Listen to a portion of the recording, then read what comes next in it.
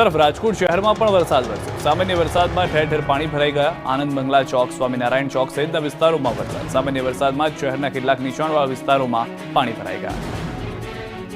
દ્વારકાના દરિયા કિનારે સહેલાણીઓ ઉમટી પડ્યા। રવિવારની રજાના દિવસે દ્વારકાના અરબી સમુદ્ર કાંઠે મોટી સંખ્યામાં લોકો જોવા મળ્યા। હાલ દરિયામાં કરંટ હોવાથી મોટા મોજા ઉછળી રહ્યા હતા। આ દરમિયાન કેટલાક લોકો જોખમી રીતે સ્નાન કરતા નજરે પડ્યા। આ તરફ દ્વારકામાં પણ મેઘ સવારી આવી। ખંભાળિયાના ગ્રામ્ય વિસ્તારોમાં વરસાદ વરસ્યો।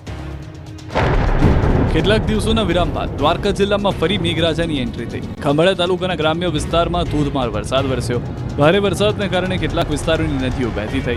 ખંભાળિયા તાલુકાના પાથર, ઠાકર, શેરડી સહિતના ગ્રામ્ય વિસ્તારોમાં ભારે વરસાદને કારણે સ્થાનિક નદીઓમાં પૂર આવ્યું। વિરામ બાદ મેઘરાજાએ ફરી એન્ટ્રી કરતા ખેડૂતોમાં ખુશીનો માહોલ જોવા મળ્યો। લાંબા વિરામ બાદ વરસાદ થતા મગફળી, કપાસ સહિતના પાકને ફાયદો થશે। ખંભાળિયા તાલુકાના ભાળતર ગામે ધોધમાર વરસાદને કારણે ખેતરોમાં પાણી વહેતા થયા।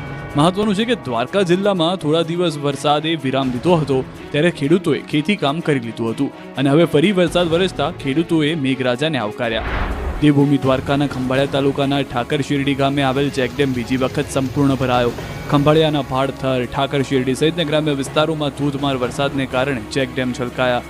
ઠાકર શેરડી ગામે આવેલ ચેકડેમ સંપૂર્ણ ભરાઈ જતા આહલાદક દ્રશ્યો પણ જોવા મળ્યા।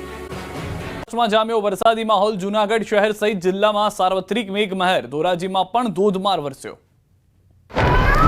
રાજ્યમાં વરસાદની બ્રેક બાદ સૌરાષ્ટ્રમાં ફરીથી મેઘરાજા પોતાની સવારી લઈને આવ્યા। રાજકોટના ધોરાજીમાં સતત બીજા દિવસે વરસાદી માહોલ જોવા મળ્યો।